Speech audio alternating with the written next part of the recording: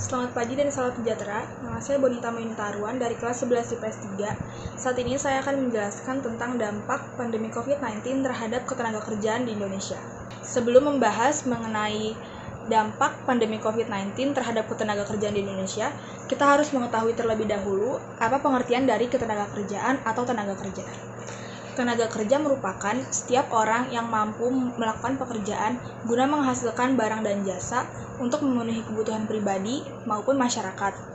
Tenaga kerja sendiri itu merupakan angkatan kerja. Angkatan kerja digolongkan menjadi dua, yaitu yang sedang bekerja atau yang sedang mencari pekerjaan atau menganggur.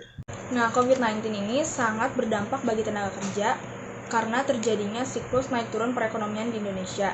Selain itu juga banyak terjadi pemutusan hubungan kerja atau PHK dari perusahaan yang menyebabkan tenaga kerja menganggur atau menjadi pengangguran. Apa itu pengangguran? Pengangguran adalah seseorang yang tergolong angkatan kerja dan ingin mendapatkan pekerjaan, tapi belum dapat memperolehnya. Pada materi ini, kita mengkategorikan pengangguran ke dalam jenis pengangguran siklis atau konjungtural. Mengapa? Karena pada pengangguran jenis ini atau pengangguran akibat COVID-19, adalah pengangguran yang disebabkan oleh gelombang atau siklus naik turunnya kegiatan perekonomian suatu negara. Pada saat kegiatan perekonomian suatu negara menurun, maka daya beli masyarakat akan ikut menurun juga, dan perusahaan kemudian akan menurunkan atau memberhentikan produksinya. Pada saat perusahaan menurunkan atau memberhentikan produksinya, maka mereka juga akan menurunkan jam kerja karyawan atau bahkan memberhentikan si karyawan tersebut. Selanjutnya, karena pengangguran ini membuka potensi munculnya angka kemiskinan baru, maka pengangguran ini harus cepat diatasi. Bagaimana cara mengatasinya? Yang pertama adalah meningkatkan pengeluaran pemerintah melalui berbagai proyek padat karya. Selanjutnya, masyarakat juga bisa berinisiatif beralih profesi menjadi pedagang online. Pemerintah meningkatkan pemasaran hasil dari UMKM, dan juga pemerintah mengadakan latihan teknologi supaya adanya penguasaan teknologi baru. Demikian penjelasan saya mengenai dampak COVID-19 terhadap ketenagakerjaan di Indonesia. Saya mohon maaf apabila ada kesalahan dalam bertutur kata. Atas perhatiannya saya ucapkan terima kasih. Bismillahirrahmanirrahim. Assalamualaikum warahmatullahi wabarakatuh. Perkenalkan, nama saya Kamila Rahma Soleha dari kelas 11 IPS 3 ingin mempresentasikan KD3 Ketenagakerjaan yang mengenai topik dampak pandemi COVID-19 terhadap ketenagakerjaan di Indonesia. Yang pertama itu soalnya adalah definisi pengangguran. Definisi pengangguran adalah seorang yang tergolong angkatan kerja dan ingin mendapatkan pekerjaan tetapi belum dapat memperolehnya. Pengangguran di masa pandemi COVID-19 ini bisa dibilang meningkat. Kenapa? Dikarenakan ekonomi yang lumpuh dan mengalami gulung tikar pada sebagian perusahaan-perusahaan besar. Yang mereka lakukan itu mengurangi pekerja atau bahkan sebagian di PHK sehingga banyak yang kehilangan pekerjaan dan akhirnya menganggur. Masalah pengangguran erat kaitannya dengan permintaan dan penawaran yang terjadi di pasar tenaga kerja. Secara umum penyebabnya bisa dikatakan sebagai berikut. Yang pertama adalah besarnya angkatan kerja yang tidak seimbang dengan kesempatan kerja. Yang kedua adalah rendahnya keterampilan dan tingkat pendidikan. Yang ketiga kemajuan teknologi, dan yang keempat resesi ekonomi atau kemunduran ekonomi seperti yang terjadi pada saat pandemi saat ini. Yang kelima adalah pemanfaatan tenaga kerja antar daerah yang tidak seimbang. Selanjutnya adalah pengangguran yang terjadi sesuai topik ke dalam salah satu jenis pengangguran. Pengangguran yang ini dapat dibagi menjadi dua faktor, ya. Ini berdasarkan faktor penyebabnya dan berdasarkan lama waktu bekerjanya. Untuk berdasarkan faktor penyebabnya ini menurut saya dapat dikategorikan sebagai pengangguran siklis. Mengapa? Karena pengangguran ini terjadi akibat krisis ekonomi sehingga terjadi pemutusan hubungan kerja atau PHK. Sama seperti krisis ekonomi jika dikaitkan dengan yang terjadi saat pandemi, karena pandemi saat ini yakni mengalami resesi atau kemunduran dalam kegiatan ekonomi sehingga menyebabkan perusahaan merugi dan harus melakukan pemutusan hubungan kerja atau PHK. Untuk yang berdasarkan lama waktu bekerjanya itu, menurut saya itu dapat dikategorikan sebagai pengangguran terbuka. Angkatan kerja yang sama sekali tidak bekerja artinya tidak ada waktu atau jam yang diisi dengan bekerja dan mungkin sedang mencari-cari pekerjaan. Situasi pandemi saat ini, kebanyakan jenis tenaga kerja ini mungkin belum sebelumnya terkena PHK sehingga kesulitan dalam mencari pekerjaan dan atau mendapatkan kembali pekerjaan untuk mencukupi kebutuhan hidupnya. Selanjutnya adalah cara mengatasi pengangguran yang sedang terjadi. Untuk mengatasi pengangguran siklis ini itu ada 4. Yang pertama itu meningkatkan daya beli masyarakat terhadap barang dan jasa melalui stimulus ekonomi berupa penurunan pajak pembelian atau PPN dan pajak penghasilan. Yang kedua ada membuka kembali sektor usaha, yakni dengan memberikan subsidi dan lain-lain. Dan yang ketiga melakukan proyek padat karya upaya meningkatkan pengeluaran pemerintah. Yang keempat adalah meningkatkan lapangan pekerjaan sebanyaknya serta meningkatkan keterampilan diri. Mengadakan program pekerjaan padat karya, mengadakan pelatihan keterampilan dan memberikan bantuan kredit lunak atau untuk wirausaha. Selanjutnya dampak pengangguran pengangguran terhadap perekonomian lingkungan masyarakat dan individu yang bersangkutan. Untuk ini kan dibagi menjadi dua kan. Yang pertama dampak terhadap perekonomian lingkungan masyarakatnya dulu ya. Itu ada 3. Dampaknya itu yang pertama adalah pengangguran dapat menyebabkan masyarakat tidak dapat memaksimalkan tingkat kemakmuran yang dapat dicapainya. Mengapa? Karena hal ini terjadi, pengangguran bisa menyebabkan pendapatan nasional, real atau nyata, itu yang dicapai masyarakat lebih rendah daripada pendapatan potensial atau pendapatan yang seharusnya didapat gitu kan. Oleh karena itu, kemakmuran yang dicapai oleh masyarakat pun akan lebih rendah. Yang kedua adalah pengangguran akan menyebabkan pendapatan negara yang berasal dari sektor pajak berkurang. Hal ini karena terjadi pengangguran yang tinggi akan menyebabkan kegiatan perekonomian menurun, sehingga pendapatan masyarakat pun akan menurun dan berdampak kepada pajaknya itu juga akan menurun. Yang ketiga adalah pengangguran tidak meningkatkan pertumbuhan ekonomi. Karena keberadaan pengangguran menyebabkan daya beli masyarakat berkurang sehingga permintaan terhadap barang-barang hasil produksi pun menurun. Selanjutnya adalah dampak pengangguran terhadap individu yang bersangkutan. Untuk ini itu ada 3 ya. Yang pertama itu pengangguran yang dapat menyebabkan atau menghilangkan mata pencarian dan pendapatan. Tentu saja karena jika seseorang menganggur atau siapapun yang menganggur nih jelas tidak memiliki mata pencarian. Tanpa mata pencarian ia akan kehilangan sumber pendapatan dan tidak dapat mencukupi kebutuhan hidupnya. Yang kedua adalah pengangguran dapat menghilangkan keterampilan yang Anda miliki itu akan terus meningkat apabila terus digunakan kan. Jika kita tidak menggunakan keterampilan itu yang ada, maka lambat laun akan menghilang dengan sendirinya apabila Anda tidak bekerja atau menganggur. Sama halnya seperti kita belajar, jika otak kita tidak diasah terus-menerus akan lemot gitu atau tidak mudah mengerti sebuah ilmu atau pelajaran yang didapat seperti itu. Yang ketiga itu pengangguran akan menimbulkan ketidakstabilan sosial dan politik. Pengangguran yang tinggi akan menyebabkan ketidakpuasan masyarakat sehingga dapat menimbulkan unjuk rasa, demonstrasi bahkan huru-hara sehingga keadaan politik menjadi tidak stabil. Untuk yang ketidakstabilan sosial tadi itu yang saya bilang tadi itu pokoknya manusia itu selalu dituntut untuk dapat selalu mencukupi kebutuhan kehidupannya gitu kan. Karena manusia memiliki sifat yang tidak puas, jadi mereka terus-menerus mencoba untuk tidak memiliki kekurangan dalam mencukupi kebutuhan hidupnya gitu. Jadi kurang lebihnya mohon maaf. Wabillahi taufiq wal hidayah. Wassalamualaikum warahmatullahi wabarakatuh. Assalamualaikum warahmatullahi wabarakatuh. Nama saya Jihanur Afiyah dari kelas 11 IPS 2. Di sini saya akan mempresentasikan tentang pengangguran yang terjadi di Indonesia akibat pandemi COVID-19 ini. Yang akan dibahas di video kali ini adalah mengkategorikan pengangguran yang terjadi ke dalam pengangguran apa, lalu cara mengatasi pengangguran tersebut, dan dampak pengangguran terhadap negara maupun terhadap individu itu tersendiri. Nah, sebelum kita bahas lebih jauh lagi, kita definisiin dulu yuk, apa itu pengangguran ya? Pengangguran adalah orang-orang yang tergolong ke dalam angkatan kerja, tetapi tidak memiliki pekerjaan atau sedang mencari pekerjaan. Langsung aja yuk kita ke contohnya. Pengangguran yang pertama yaitu pengangguran yang digolongkan berdasarkan waktu jam kerja. Di sini yang dimaksud adalah setengah menganggur. Yang tergolong ke dalam setengah menganggur adalah mereka yang bekerja kurang dari waktu normal jam kerja, yaitu 35-40 jam per minggunya. Jadi, apabila dia bekerja kurang dari 35-40 jam per minggunya, berarti dia tergolong ke dalam setengah menganggur. Seperti apa ya contohnya? Seperti yang kita tahu ya, selama pandemi COVID-19 ini, banyak kan pekerja yang disuruh bekerja di rumah. Atau contoh lainnya, perusahaan yang menerapkan jam kerja shift. Yang biasanya pekerja itu kerja dari jam 7 sampai jam 5 sore. Lalu karena adanya sistem shift ini, bisa jadi dia berangkat kerja habis zuhur, lalu dia pulang sore.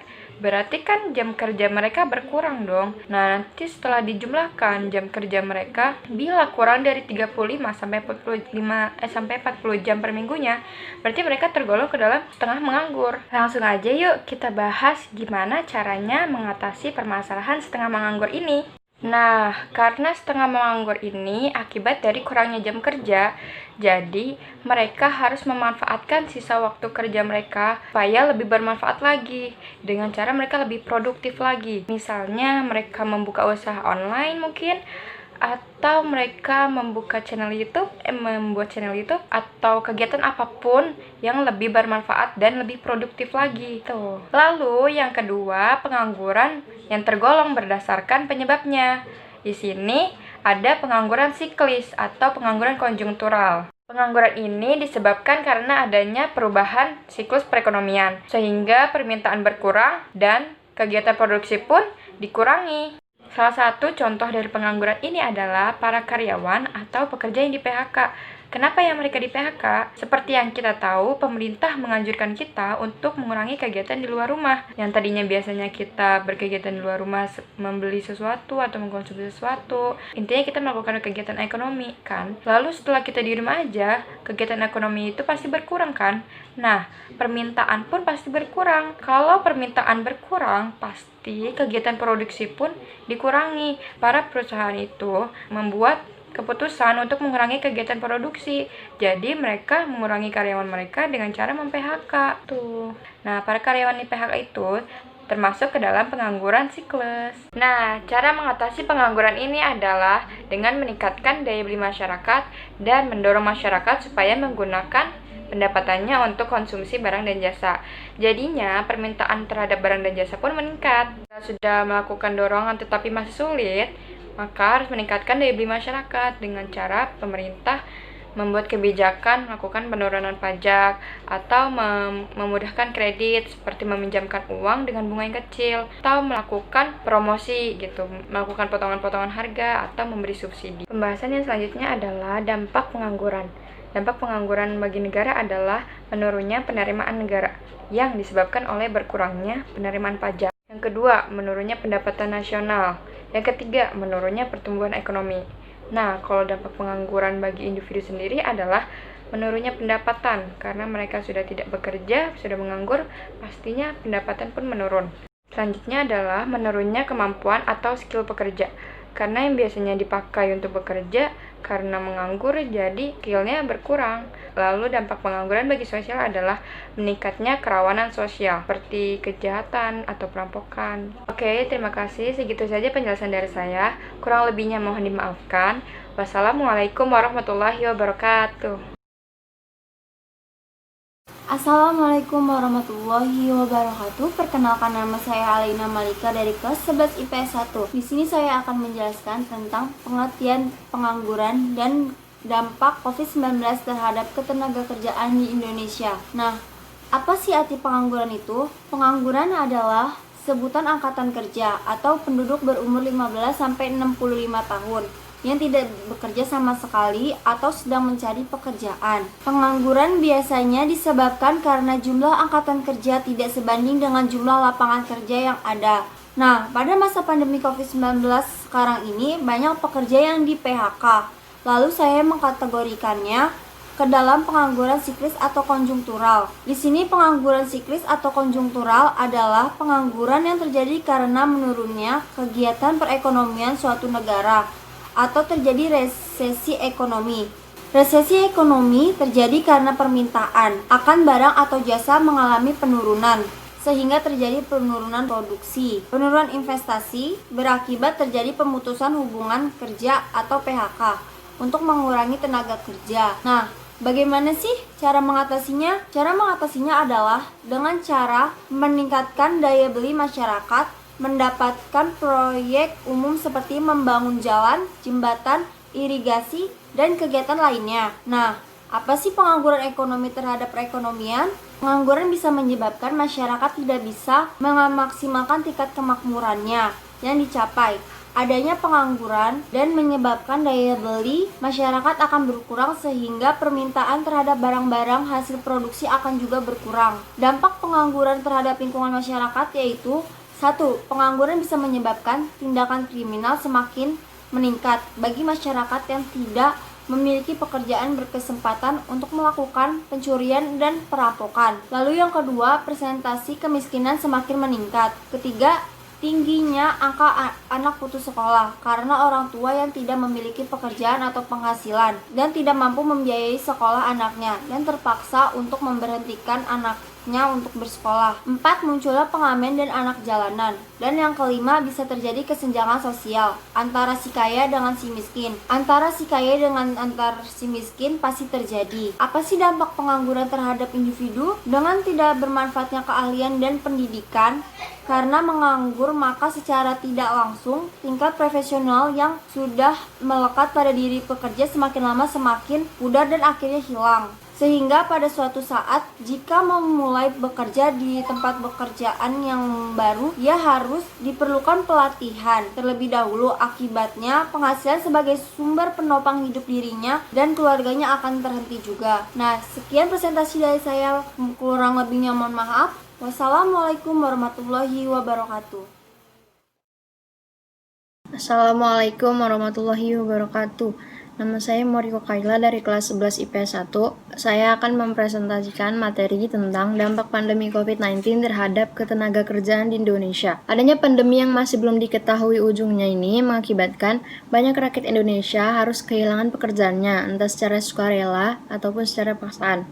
Pandemi COVID-19 ini jelas membuat angka pengangguran semakin bertambah. Badan Perencanaan Pembangunan Nasional atau Bappenas memperkirakan tingkat pengangguran terbuka pada 2020 mencapai 8,1% hingga 9,2%, dan angka pengangguran diperkirakan naik 4 hingga 5,5 juta orang. Tapi apa sih pengangguran itu? Penganggur atau tunakarya adalah kelompok penduduk yang tidak bekerja, sedang mencari pekerjaan, bekerja kurang dari 2 hari selama seminggu, atau seseorang yang sedang berusaha mendapatkan pekerjaan yang layak. Kebanyakan jenis pengangguran yang terjadi karena pandemi ini dikategorikan sebagai pengangguran siklikal. Hal ini terjadi karena penurunan tingkat ekonomi. Ketika penurunan ekonomi terjadi dalam suatu negara, daya beli konsumen akan menurun. Akibatnya, perusahaan akan mengurangi produksi dan merugi banyak jika tetap mempertahankan karyawannya. Maka banyak perusahaan yang mem-PHK karyawan. Dampak pengangguran bagi negara yaitu 1. Penurunan pendapatan per kapita. 2. Penurunan pendapatan pemerintah yang berasal dari sektor pajak. Yang ketiga, meningkatnya biaya sosial yang harus dikeluarkan oleh pemerintah. Yang keempat, menurunkan kesejahteraan masyarakat. Dan yang kelima, menimbulkan ketidakstabilan sosial dan politik. Dampak pengangguran bagi penganggur itu sendiri ialah 1. Dapat menghilangkan keterampilan yang dimiliki penganggur. 2. Beban psikologis dan psikis bagi penganggur. 3. Membuat orang menjadi malas. Cara yang dapat dilakukan untuk mengatasi pengangguran saat ini ialah yang pertama itu meningkatkan dan mendorong kewirausahaan. Terus yang kedua, mendorong usaha-usaha kerja informal. Sekian presentasi yang dapat saya sampaikan, kurang lebihnya mohon dimaafkan. Wassalamualaikum warahmatullahi wabarakatuh.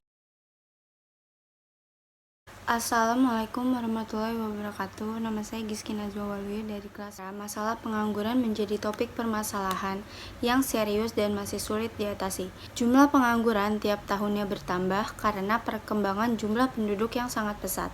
Sementara lapangan pekerjaan terbatas. Selain berdampak pada ekonomi negara, pengangguran juga berdampak pada lingkungan sosial. Sebelum membahas lebih lanjut, apa itu definisi pengangguran? Pengangguran adalah seseorang yang dalam usia kerja namun tidak bekerja atau belum mendapat pekerjaan atau sedang merencanakan suatu usaha. Pandemi COVID-19 membuat ekonomi dunia diproyeksi bakal merosot yang mana efeknya berimbas ke segala sektor. Adapun dampak penurunan global ini membuat pengangguran akan meningkat termasuk di Indonesia. Ketua Dewan Komunikasi dan Konfederasi Serikat Pekerja Indonesia atau KSPI, Kahar S. Cahyono menyebut jumlah pengangguran meningkat saat COVID-19. Menurutnya sekitar 29.000 pekerja terkena pemutusan hubungan kerja atau PHK akibat pandemi. PHK termasuk dalam contoh pengangguran siklis. Selanjutnya, kita akan membahas tentang apa itu pengangguran siklis. Pengangguran siklis atau konjungtur adalah pengangguran yang terjadi karena menurunnya kegiatan perekonomian suatu negara atau terjadi resesi atau kelesuan ekonomi. Resesi ekonomi terjadi karena permintaan akan barang atau jasa mengalami penurunan, sehingga terjadi penurunan produksi, penurunan investasi, dan berakibat terjadi pemutusan hubungan kerja atau PHK untuk mengurangi tenaga kerja. Cara menangani permasalahan tersebut dapat dapat dilakukan cara-cara berikut ini, antara lain yang pertama, melakukan inovasi dalam teknik-teknik dalam pemasaran dan promosi agar masyarakat berminat untuk membeli barang dan jasa. Yang kedua, membuka proyek-proyek pemerintah yang dapat merangsang daya beli masyarakat. Yang ketiga, pemerintah melakukan sosialisasi tentang pentingnya penggunaan barang dalam negeri, sehingga produktivitas barang dan jasa dalam negeri dapat meningkat. Pengangguran juga berdampak terhadap kegiatan perekonomian, antara lain yaitu pengangguran bisa menyebabkan masyarakat tidak dapat memaksimalkan tingkat kemakmuran yang dicapainya. Hal ini terjadi karena pengangguran bisa menyebabkan pendapatan nasional real yang dicapai masyarakat akan lebih rendah daripada pendapatan potensial. Oleh karena itu, kemakmuran yang dicapai oleh masyarakat pun akan lebih rendah. Yang kedua, pengangguran akan menyebabkan pendapatan nasional dari sektor pajak berkurang. Hal ini terjadi karena pengangguran yang tinggi akan menyebabkan kegiatan perekonomian menurun, sehingga pendapatan masyarakat pun akan menurun. Dengan demikian, pajak yang harus diterima dari masyarakat pun akan menurun. Jika penerimaan pajak menurun, dana untuk kegiatan ekonomi pemerintah juga akan berkurang, sehingga kegiatan pembangunan pun akan terus menurun. Yang ketiga, pengangguran tidak menggalakkan pertumbuhan ekonomi. Adanya pengangguran akan menyebabkan daya beli masyarakat akan berkurang, sehingga permintaan terhadap barang-barang hasil produksi akan berkurang. Keadaan demikian tidak merangsang kalangan investor untuk melakukan peluasan atau pendirian industri baru. Dengan demikian, tingkat investasi menurun, sehingga pertumbuhan ekonomi pun tidak akan terpacu. Dampak pengangguran terhadap individu dan masyarakat. Pengangguran tidak hanya berdampak terhadap perekonomian, tetapi juga dapat berdampak terhadap individu itu sendiri dan masyarakat sekitarnya. Berikut ini merupakan dampak negatif pengangguran terhadap individu yang mengalaminya dan terhadap masyarakat pada umumnya. Yang pertama, pengangguran dapat menghilangkan mata pencaharian. Yang kedua, pengangguran dapat menghilangkan keterampilan. Yang ketiga, pengangguran akan menimbulkan ketidakstabilan sosial politik. Sekian dari saya, kurang lebihnya mohon maaf. Assalamualaikum warahmatullahi wabarakatuh. Assalamualaikum warahmatullahi wabarakatuh. Saya Cita Tahmania dari kelas 11 IPS 3 akan mempresentasikan tentang materi dampak COVID-19 terhadap ketenagakerjaan di Indonesia yang berkaitan dengan pengangguran. Indonesia mengonfirmasi kasus pertama infeksi virus corona penyebab COVID-19 pada awal Maret 2020. Sejak itu, berbagai upaya penanggulangan dilakukan pemerintah untuk meredam dampak dari pandemi COVID-19 di berbagai sektor. Hampir seluruh sektor terdampak. Tak hanya kesehatan, sektor ekonomi juga mengalami dampak serius akibat pandemi virus corona. Pembatasan aktivitas masyarakat berpengaruh pada aktivitas bisnis yang kemudian berimbas pada perekonomian. Laporan Badan Pusat Statistik atau BPS melaporkan pada bulan Agustus bahwa pertumbuhan ekonomi di Indonesia pada kuartal 2 2020 minus 5,32%.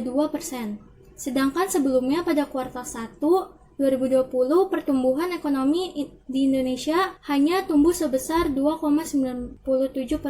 Kinerja ekonomi yang melemah ini turut pula berdampak pada situasi ketenagakerjaan di Indonesia. Tim riset Semeru menggarisbawahi setidaknya ada 2 implikasi krisis ekonomi yang mendukung Indonesia pada sektor ketenagakerjaan. Yang pertama, peningkatan jumlah pengangguran, dan yang kedua, perubahan lanskap tenaga kerja pasca krisis. Saya di sini akan memfokuskan pada pembahasan implikasi krisis ekonomi yang pertama, yaitu peningkatan jumlah pengangguran. Apa itu pengangguran? Pengangguran adalah seseorang yang tergolong angkatan kerja dan ingin mendapatkan pekerjaan tetapi belum dapat memperolehnya. Masalah pengangguran erat kaitannya dengan permintaan dan penawaran yang terjadi di pasar tenaga kerja. Pada kondisi pandemi COVID-19 ini, pengangguran di Indonesia mengalami peningkatan. Terhambatnya aktivitas perekonomian secara otomatis membuat pelaku usaha melakukan efisiensi untuk krisis kerugian. Akibatnya, banyak pekerja yang dirumahkan atau bahkan diberhentikan.